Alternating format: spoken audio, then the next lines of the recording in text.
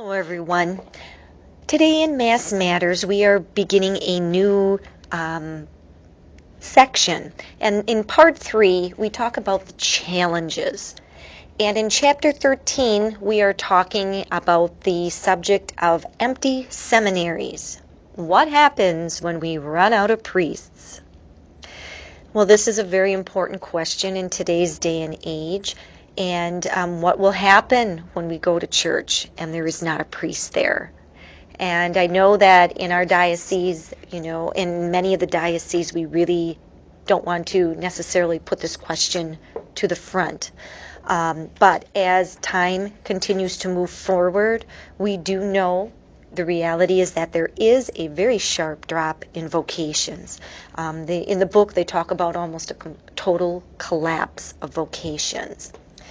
And the average age of today's clergy is 70 and up. And many of the priests we are still using in our diocese that function are retired priests. So there is a scarcity, and we understand the need for younger, more, all of the above.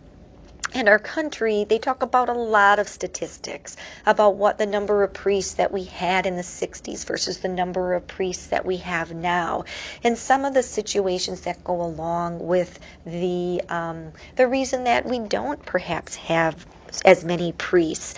In recent years, the priesthood is simply a very lonely vocation. It's extremely demanding. Our priests need to not only understand the sacramental end of what they do, but they also almost need to be business administrators as they run not only one parish, but multiple parishes. Young men aren't seeing this as a vocation that they would perhaps choose, and our families are much smaller. So many families don't necessarily want their only son or daughter to become a priest or a sister in today's world. So vocations are down all over the world, and what we need to understand is that in our diocese alone, we currently have approximately 25 foreign priests. And as we shake our heads, and I know people get all nervous about that, is, we need to really stop and look at our foreign priests through very different glasses, or our vision needs to change. These priests come to us from countries. They leave their homelands to come serve us so that we can continue to serve our church, Catholic communities within our diocese, so that we can continue to do Mass as we know it. So we do sometimes struggle with some of their accents. They come from very different cultures. They may not understand our culture as clearly as an American-born priest would, but we really need to thank them for their devotion in allowing themselves to say yes and to travel to our country to do ministry work with us. So this chapter, after going through all of the statistics of why we don't have priests, why celibacy is not a chosen type of sexuality to have at this point, and why men aren't choosing these types of vocations, it also looks at options, and he puts things on the table. And he knows that many of these things may not happen, but at least he has the courage to voice some of these options that perhaps, maybe not in our lifetime, but maybe in future generations, will be looked at from a more serious basis and perhaps drawn upon. He talks about the option of perhaps married clergy, the pros and cons of what that might look like. Especially as celibacy is, not really looked upon by our young men as an option that a lot of them want to do if they choose to have families, that this two-tiered priesthood, as they call it, might be an option. They also look at ordaining even priests into the priesthood that would be called the simplex priest, which many Catholics, myself included, really did not understand or even know that this exists. And this priest does not run a parish. He simply comes in and does sacramental work, and then he leaves. But if we choose to continue to do Mass in the way we see Mass and want it, we may be put to the test that we may have more lay ministers running the church, and the priests may be more sacramental priests that come in simply to assist us for sacramental work. They also really throw out there, what about the power of more laity possibly taking ownership over churches? And, let's not forget about the issue that women really look for their roles in the church. And what about, making women deacons in the future so that they could be an ordained minister within the church to assist with some of the sacramental work? Again, these are just ideas that this author is putting out.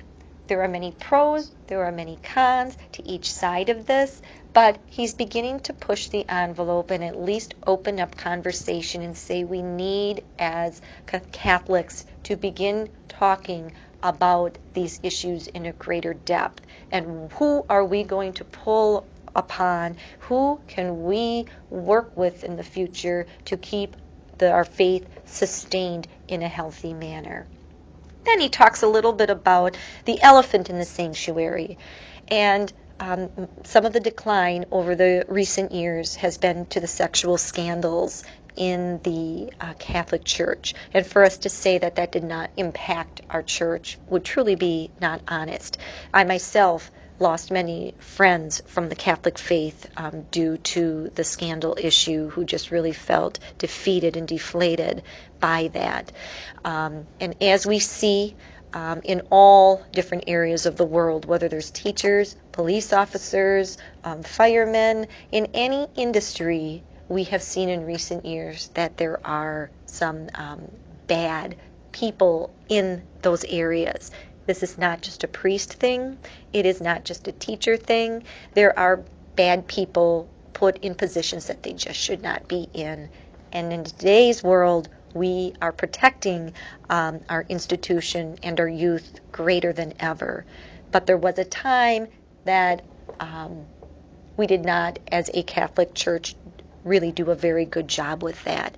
And that came back horribly to affect the Catholic Church. We have worked through that, as all institutions do, and we continue to move forward as our church has been around for 2,000 years and seen many different popes and different people in authoritative positions treat people badly.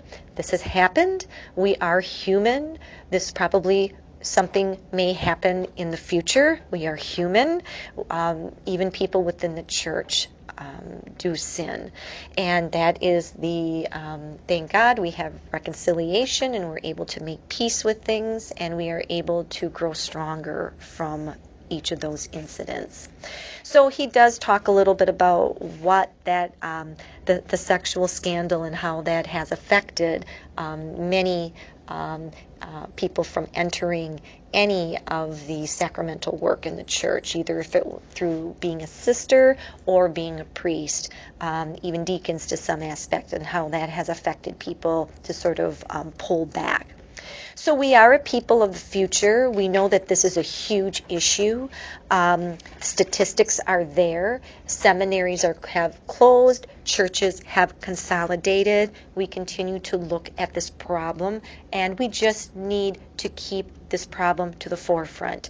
If we don't talk about it, we will become even in more of crisis mode than we currently are.